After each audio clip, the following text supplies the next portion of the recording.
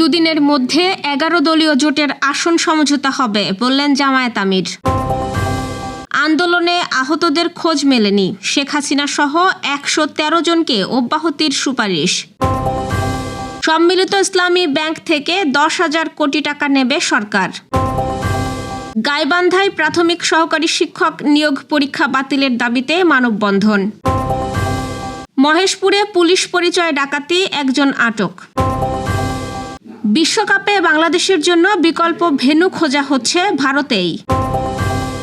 নিজেকে ভেনেজুয়েলার ভারপ্রাপ্ত প্রেসিডেন্ট উল্লেখ করে সামাজিক মাধ্যমে ট্রাম্পের ছবি। দর্শক, শুনছিলেন দিনের খবরের প্রধান প্রধান শিরোনাম, এবার বিস্তারিত। তার আগে আমাদের ইউটিউব চ্যানেল সাবস্ক্রাইব করুন এবং সব খবর পেতে ফেসবুক পেজ ফলো করে রাখার পাশাপাশি ওয়েবসাইট ভিজিট করুন। আগামী ১-২ দিনের মধ্যে ১১ দলীয় জোটের আসন সমঝোতা হবে বলে জানিয়েছেন জামায়াতের আমির ডাক্তার শফিকুর রহমান। আজ ইউরোপিয়ান ইউনিয়নের প্রতিনিধি দলের সাথে সাক্ষাৎ শেষে ব্রিফিংয়ে একথা বলেন তিনি। দেশের এগিয়ে যাওয়ার জন্য স্থিতিশীলতা প্রয়োজন উল্লেখ করে জামায়াত আমির বলেন, জামায়াত সংস্কারের পক্ষে, দেশবাসীও সংস্কার চাই। বিচার বিভাগ পূর্ণ স্বাধীন হবে, কিন্তু জবাবদিহির জায়গাও থাকতে হবে।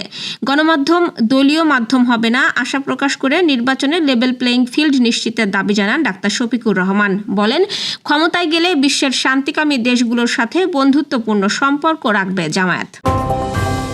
জুলাই গণ অভ্যুত্থানে ধানমন্ডি থানার শাহেদ আলী সহ ১০ জনকে হত্যা চেষ্টা মামলায় আহতদের খোঁজ না পেয়ে শেখ হাসিনা সহ ১১৩ জনকে অব্যাহতির সুপারিশ করেছে police bureau of investigation PBI. Dhaka metropolitan magistrate আদালত সূত্রে এই তথ্য পাওয়া যায় বলে ইত্তেফাক তাদের এক সংবাদে জানিয়েছে।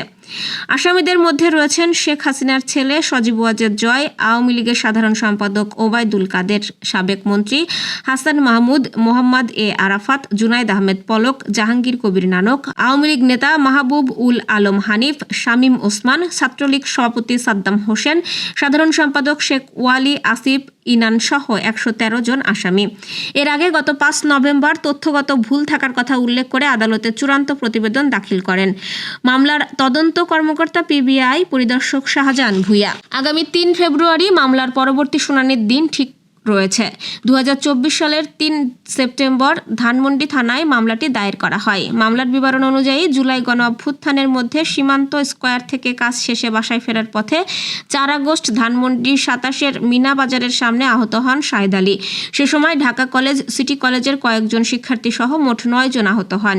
এই ঘটনায় ক্ষমতাচ্যুত প্রধানমন্ত্রী শেখ হাসিনা সহ ১১৩ জনকে আসামি করে মামলা করেন শাহেদের কথিত ভাই শরীফ। থানা পুলিশ মামলার তদন্তকালে ৪ জনকে গ্রেফতার করে। এরপর মামলার তদন্ত ভার পায় পিবিআই। তদন্তকালে আহতদের খুঁজে পাননি তদন্ত কর্মকর্তা শাহজাহান ভূঁইয়া। সার্বিক প্রেক্ষাপটে তদন্ত কর্মকর্তা মামলা থেকে শেখ হাসিনা সহ ১১৩ জনকে অব্যাহতির সুপারিশ করে অভিযোগপত্র দাখিল করেন।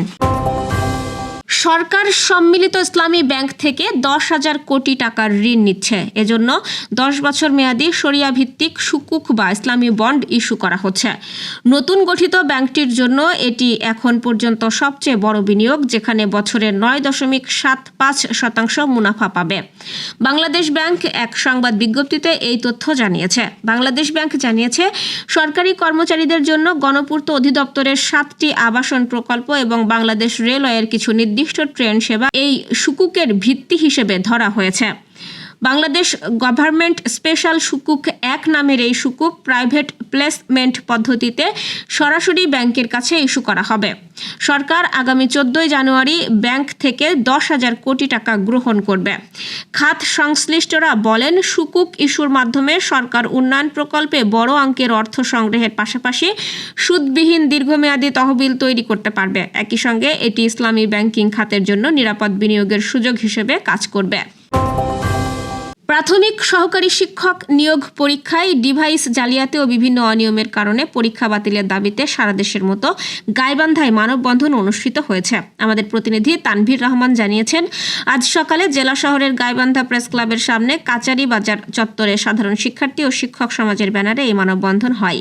মানববন্ধনে বক্তারা গত ৯ জানুয়ারি শুক্রবার অনুষ্ঠিত প্রাথমিক সহকারী শিক্ষক নিয়োগ পরীক্ষায় অনিয়ম, জালিয়াতি ও প্রশ্নপত্র ফাঁসের অভিযোগ তুলে সেই পরীক্ষা বাতিল, জড়িতদের বিরুদ্ধে আইনানুগ ব্যবস্থা, স্বচ্ছ প্রক্রিয়া নিশ্চিত করে আবার পরীক্ষা নেওয়া সহ ৫ দফা দাবি জানান।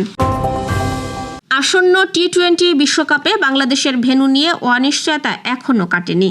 বাংলাদেশ দল ভারতে গিয়ে নির্ধারিত ম্যাচ খেলবে কিনা সে বিষয়ে আইসিসি এখনও চূড়ান্ত সিদ্ধান্ত দেয়নি। ক্রিকবাজের প্রতিবেদনে বলা হয়েছে, শ্রীলঙ্কায় ম্যাচ সরিয়ে নেওয়ার সম্ভাবনা খুব কম, বরং বিকল্প ভেন্যু হিসেবে ভারতের মধ্যে স্থান খোঁজা হচ্ছে। এই লক্ষ্যে আইসিসি ও বিসিসিআই তামিলনাড়ু ও কেরালা ক্রিকেট অ্যাসোসিয়েশনকে জানিয়ে রেখেছে। চেন্নাইয়ের চেপাক স্টেডিয়াম ও তিরুবনন্তপুরমে বাংলাদেশের ম্যাচ আয়োজনের বিষয়টি বিবেচনায় আছে। বর্তমান সূচিতে বাংলাদেশ কলকাতায় ওয়েস্ট ইন্ডিজ, ইতালি ও ইংল্যান্ডের বিপক্ষে এবং মুম্বাইয়ে নেপালের বিপক্ষে খেলবে। নিরাপত্তা শঙ্কা তুলে বিসিবি 2 দফা চিঠি দিলেও আইসিসি এখনও আনুষ্ঠানিক জবাব দেয়নি। ধারণা করা হচ্ছে আজই এই বিষয়ে সিদ্ধান্ত জানানো হতে পারে। ঝিনাইদহের মহেশপুরে পুলিশের পোশাক পরে অস্ত্রের মুখে শিশু জিম্মি করে ডাকাতির ঘটনায় স্থানীয়দের হাতে এক ডাকাত আটক হয়েছে। আমাদের প্রতিনিধি আব্দুর রহমান জানিয়েছেন, রোববার দিবাগত রাতে বজরাপুর গ্রামে আবুল হোসেনের বাড়িতে ঢুকে ডাকাতরা পুলিশ পরিচয়ে প্রায় 6 লাখ টাকা ও 3 ভরি স্বর্ণ লুট করে। পালানোর সময় গ্রামবাসী ধাওয়া দিয়ে শান্ত নামের এক সদস্যকে ধরে পুলিশে দেয়। একই রাতে ভালাইপুর গ্রামেও আরও একটি বাড়িতে ডাকাতি হয়। পুলিশ জানিয়েছে তারা সংঘবদ্ধ চক্রের সদস্য এবং বাকি ডাকাতদের ধরতে অভিযান চলছে। মার্কিন প্রেসিডেন্ট ডোনাল্ড ট্রাম্প গতকাল রোববার নিজেকে ভেনেজুয়েলার ভারপ্রাপ্ত প্রেসিডেন্ট হিসেবে দাবি করে একটি ছবি পোস্ট করেছেন। এর কয়েকদিন আগেই মার্কিন সামরিক অভিযানে দেশটির প্রেসিডেন্ট নিকোলা মাদুরোকে রাজধানী কারাকাসের সেফ হোম থেকে তুলে নিউ ইয়র্কে নিয়ে আসা হয়। ডোনাল্ড ট্রাম্প নিজের মালিকানাধীন সামাজিক যোগাযোগ মাধ্যম ট্রুথ সোশ্যালে একটি পোস্ট করে নিজেকে 2026 সালের জানুয়ারি থেকে দক্ষিণ আমেরিকার এই দেশের ভারপ্রাপ্ত নেতা হিসেবে তুলে ধরেন। 3 জানুয়ারি যুক্তরাষ্ট্র ভেনেজুয়েলার বিতর্কিত সামরিক অভিযান চালায়। মাদক ও অস্ত্র সংক্রান্ত অভিযোগে নিউ ইয়র্কের আদালতে বিচার করার উদ্দেশ্যে তারা মাদুরো ও তার স্ত্রী সিলিয়া ফ্লোরেসকে কারাকাস থেকে তুলে নিয়ে আসে।